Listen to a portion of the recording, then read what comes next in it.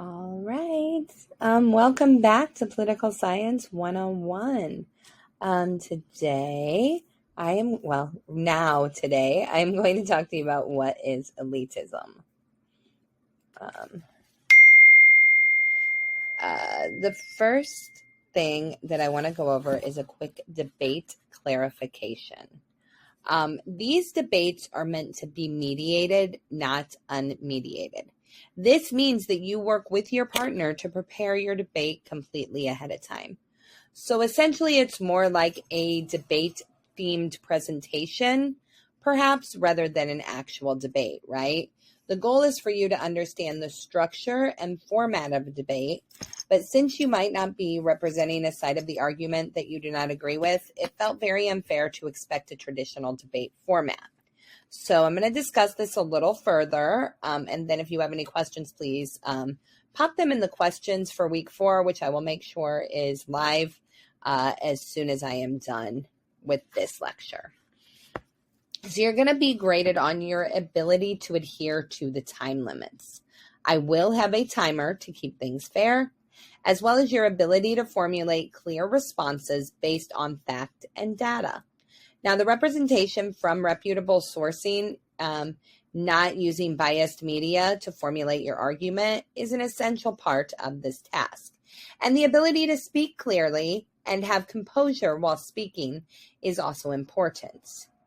Now, remember that you can choose a podcast or a video should you not want to speak in front of your classmates. However, you will still have a question given to you a week ahead of time from me, as well as 2 questions from your peers. Either way, you will get all those questions a week ahead of time so that you can prepare your 30-second response to them. Moving on, let's go over what is elitism. So first, we're going to define elitism. Then we're going to begin talking about the elitism theory. After that, we will look at some key characteristics of the elite theory, some other facts about elitism, some examples of elitism in U.S. politics. Then we're going to kind of summarize it all with the key takeaways, and I'm going to ask you guys to write a quick reflection. So, elitism defined. Elitism is defined as the advocacy or existence of an elite or a dominating of an elite as a dominating element in a system or society. This is from the Oxford Language Dictionary. Now, in addition, it is also looked at as the attitude or behavior of a person or group who regarded themselves as belonging to an elite. Keep that in the back of your mind because that's kind of where some of the ideology of this political philosophy will come from. Now,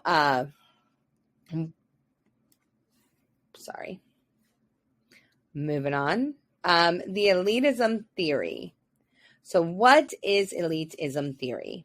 Now, politics revolve around the distribution and use of power within societies.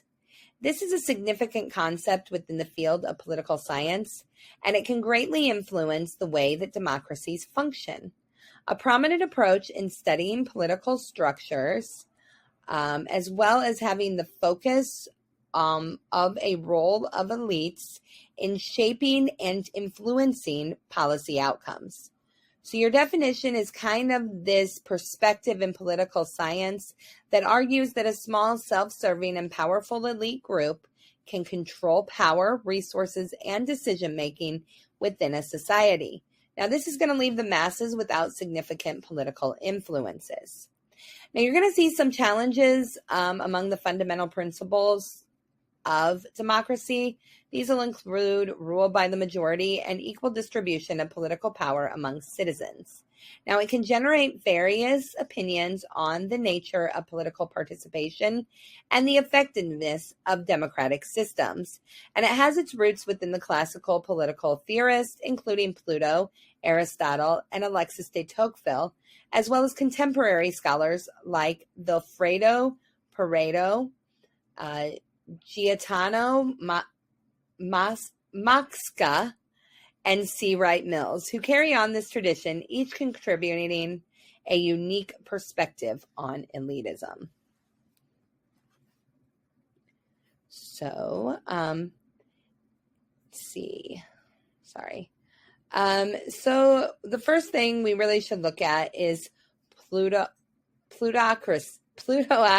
or plutocracy. I cannot say that word very well.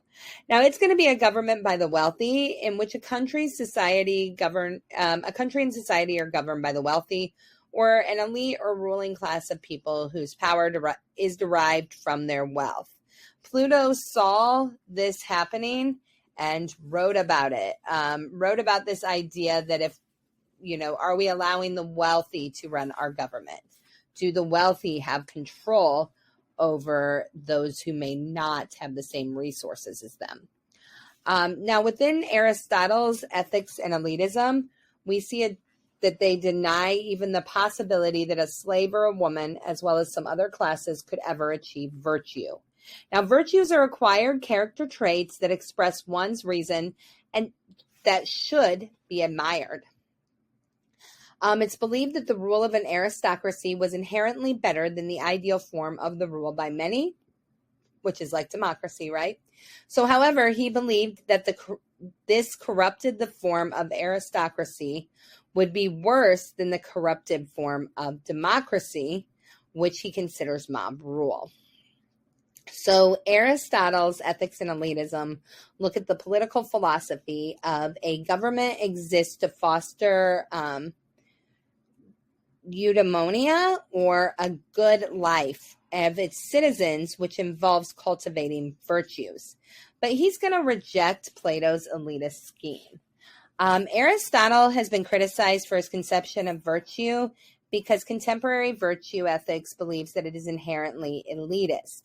Now, Franz Svensson, in Virtue, Ethics, and Elitism, his argument is we need to take seriously that Aristotle believed that virtue was not something that one gained easily, but rather gradually over time through a developmental process. So instead of one being stuck with their characters forever, they can always aspire to become better or more virtuous, and that is plausibly the basic normative requirement of the value of ethics. Now, Plato's elitist scheme placed absolute authority in the philosopher kings and queens, but Aristotle placed greater importance on the practical matters and empirical knowledge while continuing to cherish this contemplation. So,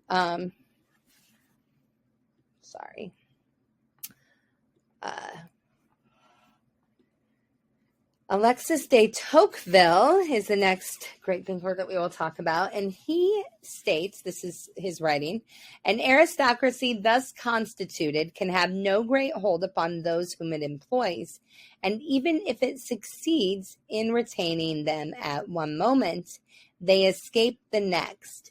It knows not how to will, and it cannot act. He believed that Tocqueville believed that the rule of the majority could lead to tyranny. It could tyrannize unpopular minorities and marginalize individuals.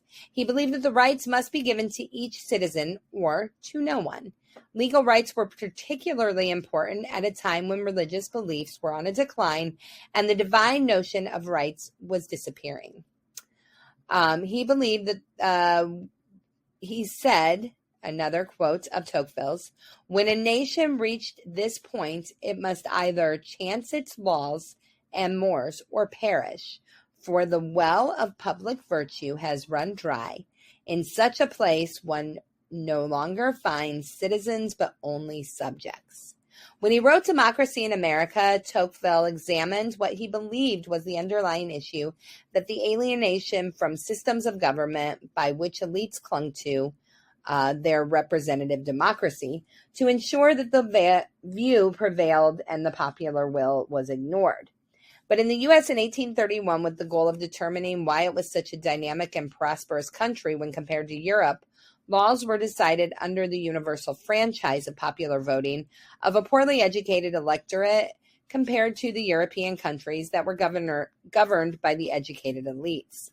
Now, Tocqueville's conclusions are, first, elites make better decisions than the populace, an argument that could be made that the populace quickly acknowledges and reverses bad decisions, but the the elites only rarely do the same thing, and they often have a long delay if they see something they did as problematic. Now, the second is that economic and social progress of European nations was permanently impaired by the accumulation of bad policies made by the elite. So third, Tocqueville said the populace became alienated from their government and would ultimately despise their elite rulers owing to their indifference on popular wishes. And he believed an alienated population was economically disastrous and created social unrest rather than universal respect for laws being enhanced when laws were adopted by a referendum, in which the winning majority also recognized the losing minority's rights to pursue a democratic reversal. So that's Tocqueville.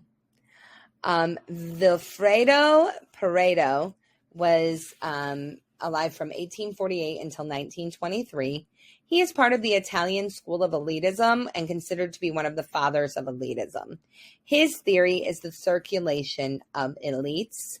It's a theory of regime change. Now, this means that changes of regimes, revolutions, and so on occur not when the rulers are overthrown from below, but when one elite replaces another. This is his theory of regime change. Now, he believed that all competent members of society should have the opportunity to advance into the elites. And his thesis is that the elites are always going to rule. Now, first, he looks at the social cycle theory, which has popularized the use of the word elite in social analysis. Now, motivation did not come from feeling of pity for the underprivileged and believed that there were two types of elites, the lions and the foxes. Now, he believed that there was always a domination of the minority by the majority and saw history as just the story of one elite replacing another and calling it a circulation of elites. As the current elite starts to decline, it is challenged and makes way for another. And it's believed that this happens in two different ways, either through assimilation with the new elite emerging with elements of the old, or by the elite wiping out the old. The foxes are his first type of rulers, those who dominated through a combination, deceitful, cunning, manipulative, and optationist rule, which is characterized by the decentralization, plurality, and skepticism, and all in all, and very uneasy with the use of force. Now, lions are more conservative. They emphasize unity, homogeneity. They'll establish ways, the emphasis on faith and the rule through the small, centralized, and hierarchical bureaucracies. And they are far more at ease with the use of force than the foxes.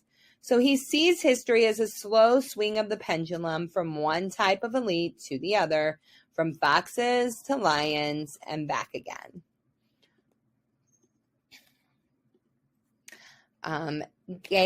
Gaetano Mosca. Now, Mosca is also part of the school of elitism and considered to be one of the fathers of elitism. He will emphasize the sociological and personal characteristics of the elites, and he believes the elites to be an organized minority and the masses to be an unorganized majority. He believed that the ruling class was composed of the ruling elites and the sub-elites. The elites are not always hereditary. People from all classes of society can theoretically become elite. Now, his work will overlap with the fields of political science, with that of what was becoming the field of sociology. Now, he publishes his theory of government in 1884 and the ruling class in 1896. Theory of Governments is a landmark work, and the ruling class was equally important and is cited by those who study aristocracies. Probably the most influential of all of his books. He believed that the reproduction of power was democratic when people from all classes could enter the elite, and believed that when they couldn't, that the reproduction of power was aristocratic. I cannot read today. Very sorry about that.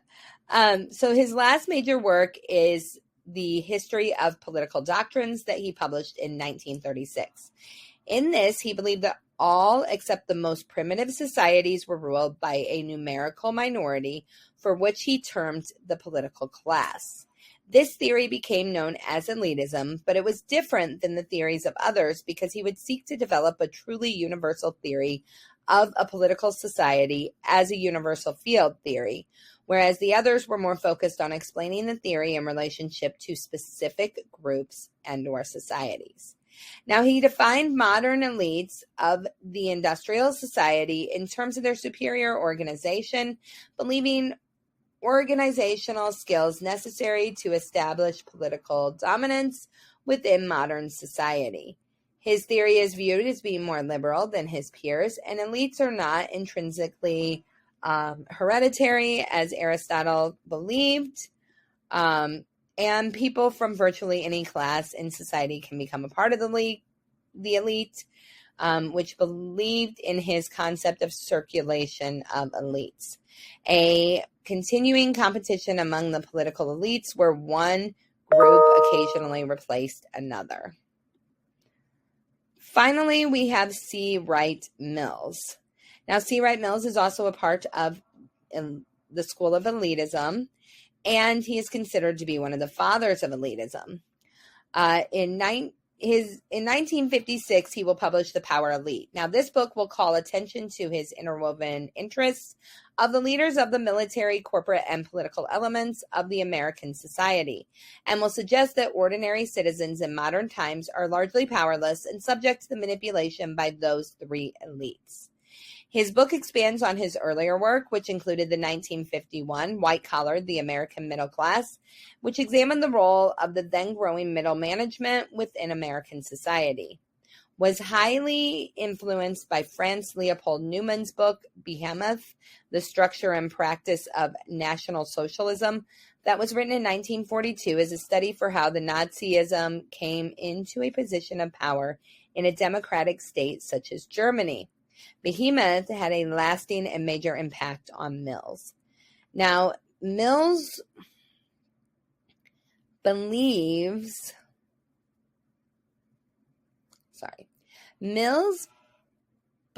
the power of the elite were those who were able to occupy dominant positions in the three pillar institutions: state security, economic, and political, within a dominant country. He believed that their decisions or their lack of decisions would have enormous consequences, not just for the people who lived in America, but also the underlying populations of the world. Institutions that had a triumvirate of groups that inherited or succeeded as weaker predecessors were 200 or 300 giant corporations, which replaced the traditional agrarian and craft economy. Number two, a strong federal political order that has inherited power from a centralized set of several dozen states and now enters into each and every cranny of the social structure. And three, the military establishment, formerly an object of distrust led by the state militia, but now an entity with all the grim and clumsy efficiency of a sprawling bureaucratic domain. Now, he explains that the elite themselves may not be aware of the status as elite, noting that they are often uncertain about their roles, and without conscious effort, they absorb the aspiration to be the ones who decide. He sees the class as a quasi-hereditary caste. Members of the power elite often enter into positions of societal prominence through educations obtained in Eastern establishments like Harvard and Yale and Princeton. Now, he believed to be two classes of an Ivy League alumni. The first are those who initiated into an upper echelon fraternity, such as the Harvard College Social Clubs of Porcelain or the Fly Club, and two, those who were not. He believed that the initiated received their invitations based on social links, first established in the elite private preparatory academies, when they enrolled as part of family traditions and with family connections, as well as a mantle of the elite will generally be passed down along familial lines over the generations. Now, the resulting elites are those who control the three dominant institutions, the military, the economic, and the political systems, and can generally be grouped into one of 6 types that he identifies. Now, the Metropolitan 400 is the first of these 6 types, and these are members of historically notable local families in the principal American cities who are generally represented on the social register. Celebrities who are prominent entertainments and media personalities, chief executives who are presidents and CEOs of the most notable companies within each industrial sector, the corporate rich who are major landowners and corporate shareholders, the warlords who are senior military officers, most importantly, the Joint Chiefs of Staff, and the political directorate, which is 50-odd men of the executive branch of the U.S. federal government, including the senior leadership in the executive office of the president, who are sometimes usually drawn from elected officials of the Democratic and Republican parties, but are usually professional government bureaucrats. Now, he will use a short summary of his book, For Who, After All, Runs America, arguing that no one runs it altogether, but insofar as any group does, the power elite are it. Now, many criticisms from Arthur M. Schlesinger Jr., who said, I look forward to the time when Mr. Mills hands back the prophet's robes and settles down to being a sociologist again. Adolf Burrell noted that the book contained an uncomfortable degree of truth, but Mills wasn't serious enough and seemed to paint more of an angry cartoon than a serious picture. Dennis Wong, who published The Power Elite as an uneven blend of journalism, sociology, and moral indignation. The Louisiana Law Review published a review of the book and stated that the practical danger of Mr. Mills' pessimistic interpretation of the current situation is that his readers will concentrate on answering his prejudicial assertions rather than ponder the results of the really formidable research. So he's had a lot of criticisms for his style, and recently the considerations are seen as more favorable. In 2006, G. William Dumdorf did write, Mills looks better than he did 50 years ago. So maybe ask yourself, why does Mills look better today than he did in previous years or when he was writing, right? So we're going to see some key characteristics of the elite theory. There are 4 of these. So the 4 characteristics of the elite theory are the small and cohesive elite group, the power concentration, the self-serving interests, and the exclusion of the masses. So the small and cohesive elite group is that there are these highly influential individuals who come from similar backgrounds, education, and social networks, who share common interests and values, who were able to make decision-making efficient and coordinated. These elites will dominate key institutions. Then he sees the power concentration in which the elites will dominate key institutions within politics, economy, and society, and will wield disproportionate influence over the legislation, public policy. Disintegrating more than the hamburger is probably. There it is. My gosh. It hasn't changed. The pickle's the only thing that's disintegrated. This is actually... You don't slow the fuck down, I'm gonna kick your kneecaps in. I got tiny legs and a frozen margarita. You don't slow the fuck down, I'm gonna kick your kneecaps in. I got tiny legs and a frozen margarita. You don't slow the fuck down, I'm gonna kick your kneecaps in. I got tiny legs and a frozen margarita. You don't slow the fuck down, I'm gonna kick your kneecaps in. I got tiny legs and a frozen margarita. A free dog.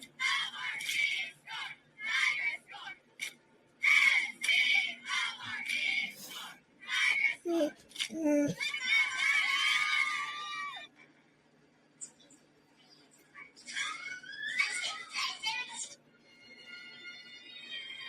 wait is finally over. The world's most captivating sport returns for another year of drama, intrigue, beauty, and suspense. Football is back.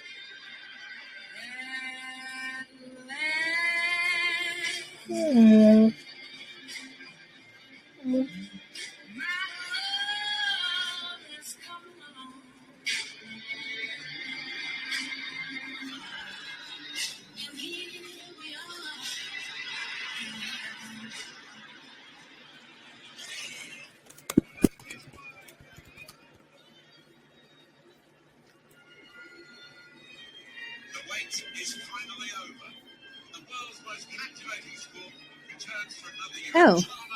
Okay, I am so sorry. I'm not sure where this video actually left off, so I'm hoping that I pick up in the right place.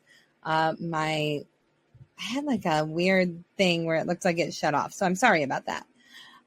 So I'm going to go back to the power concentration. So there's 4 characteristics of the